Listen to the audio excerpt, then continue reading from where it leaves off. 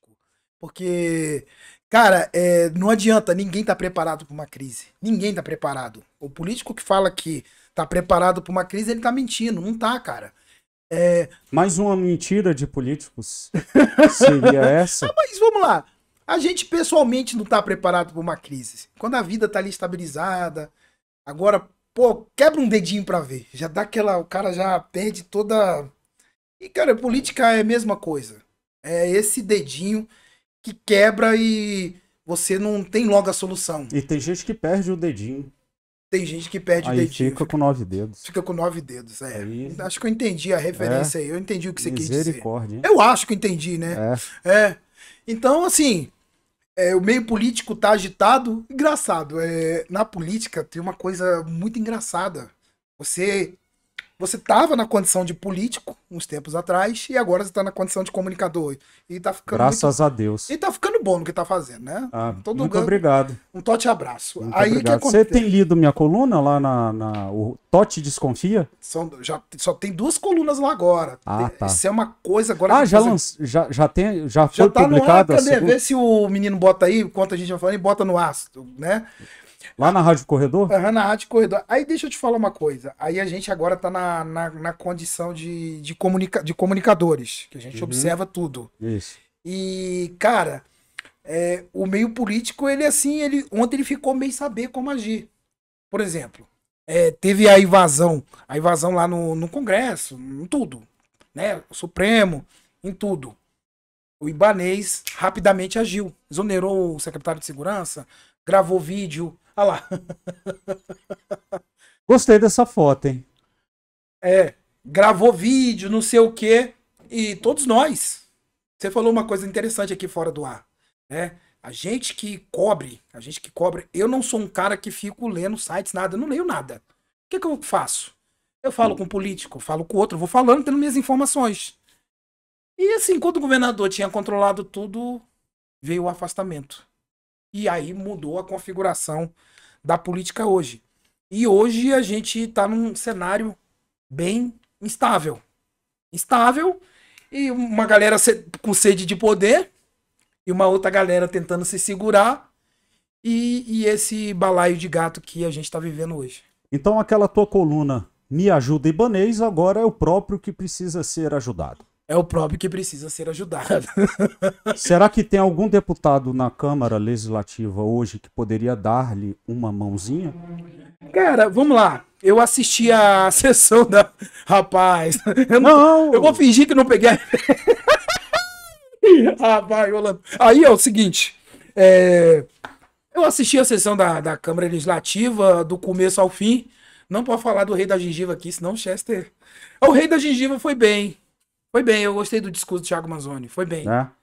Rei da Gengiva, amigo do Chester. O Chester fica apavorado quando eu falo o Thiago Manzoni é o Rei da Gengiva. Thiago Manzoni é o protegidinho aqui do Chester. do Chester. Marcelo Chester. Exatamente. Mas Pra que hoje. fique bem claro aos nossos totinautas. Hoje o quê? Eu pensei que a oposição ia massacrar o Ibanez. Caralho, vão pedir impeachment, uma porra toda. Não, não foi esse movimento que eu vi da oposição e nem do meio político. O meio político, no geral, quer ver? Depois olha a nota oficial do senador Isalci. Ele critica, né? Ele critica, inclusive na sua coluna, você dá uma criticada ali no Ibanez, mas ele diz que é temerário o afastamento do Ibanez. E o meio político, de forma velada, também notou isso. Peraí, tiraram o cara ali. E futuramente pode ser eu. Então, o discurso da oposição hoje na Câmara Legislativa, da oposição que eu tô falando, PT, PSOL, inclusive a própria Paula Belmonte, foi um discurso muito ameno. Eu não vi, traduzindo, eu não vi clima hoje na Câmara Legislativa para ter impeachment do Ibanez. Eu não vi o clima. Eu não.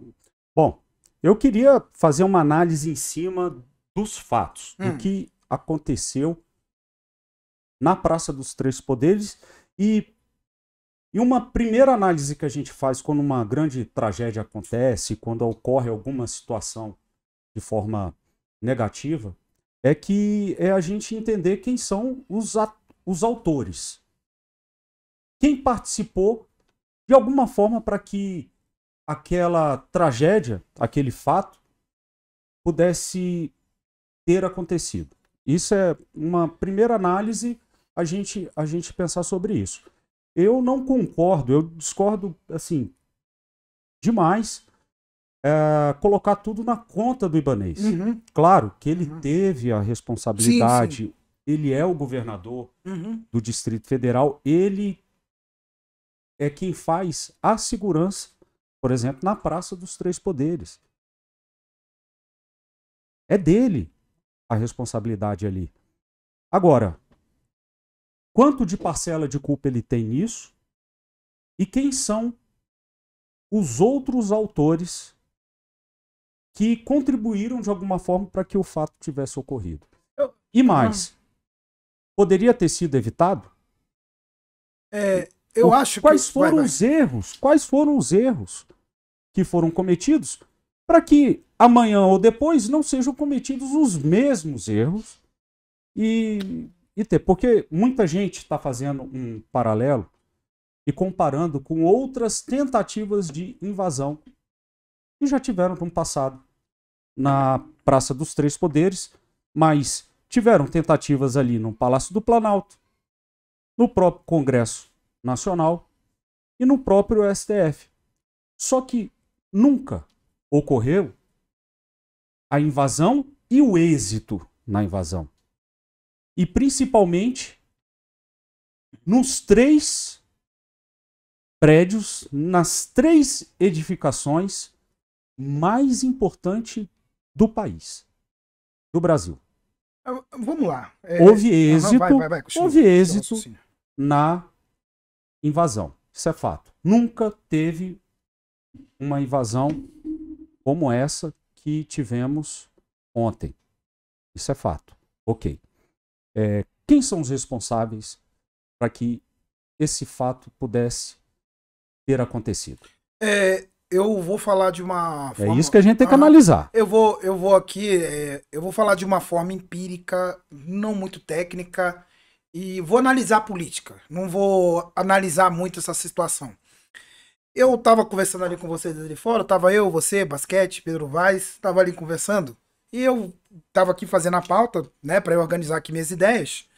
E o seguinte, eu acho que primeiro a culpa era do Lula e do Bolsonaro. A verdade é essa, a culpa é deles. Eu falei ali fora pra vocês que no dia que, inclusive tem um vídeo do Ciro Gomes circulando que eu concordando com o Ciro Gomes, que eu concordo com ele. Quando o Lula ganha a eleição, quando ele ganhou, eu acho que o primeiro discurso dele deveria ser pacificar o país, porque ele ganhou com uma margem pequena. Isso. Pega os discursos do Lula e vamos dar uma comparada com os discursos do Bolsonaro em 2019. Isso. Em 2019. 2018, quando ganhou a eleição. Cara, discursos totalmente radicais. Um discurso mais radical que o outro. A diferença é que lá no Bolsonaro, a mídia era totalmente contra o Bolsonaro. A mídia já se colocou na oposição do Bolsonaro. Nesses tempos atuais, a mídia, vamos dizer assim, é um braço desse atual governo. Mas nem Lula, nem Flávio Dino, nenhum momento sentou e falou, vamos pacificar esse negócio. Por quê? O Lula, ele não é só presidente daqueles 50% 50,5%, alguma coisa assim, que votou nele. Ele querendo ou não, ele é presidente de todos nós. Sem dúvida. Ele aprendeu, eu falei que ele ia subir a rampa, que não ia dar nada, que não ia ter golpe, que não ia ter nada. Eu já tô falando isso há muito tempo. Então, não teve um discurso, por exemplo, o Bolsonaro, gente, acabou a eleição, bora pra casa. Chega, vamos reorganizar a direita. Porque, desculpa, nós temos uma direita acéfala. A esquerda é um pouco mais organizada do que a direita. É uma esquerda que é da famosa carne a cavalo. É claro que esse quebra-quebra era o que o pessoal queria para meter a caneta. Gente, as regras já estão aí. Eu vou aqui de novo a tese da parede que eu fiquei ensaiando aqui. Tá aqui, ó, sua parede ali. Aí você bota prego de ponta. Aí você fala assim, derruba essa parede no soco. Caraca, eu vou decepar minha mão, não tem como. Eu vou falar igual o Basquete falou. Eu vou ter que tirar prego por prego. Então não adianta. Hoje a gente tem um Supremo cheio de poderes. Hoje a gente tem uma mídia do lado do atual governo. Eu tô aqui, como é que é? Você também falou outra coisa interessante ali fora. Você falou assim, a gente não tem que estar no olho do furacão, a gente tem que olhar o furacão de longe. Então, o que acontece? A direita, ela não tem um líder, muito pelo contrário, ela não tem um líder. Ela é praticamente um bando. Vai investigar, vai achar líder nenhum. Vai prender 2 ou 3. Um líder, um líder. Não. Como foi o Bolsonaro, até. Sim, sim. Que, na minha opinião, muito frouxo até. Tá? Não vou dizer porque, mas muito frouxo até. Uhum. Então, é uma esquerda.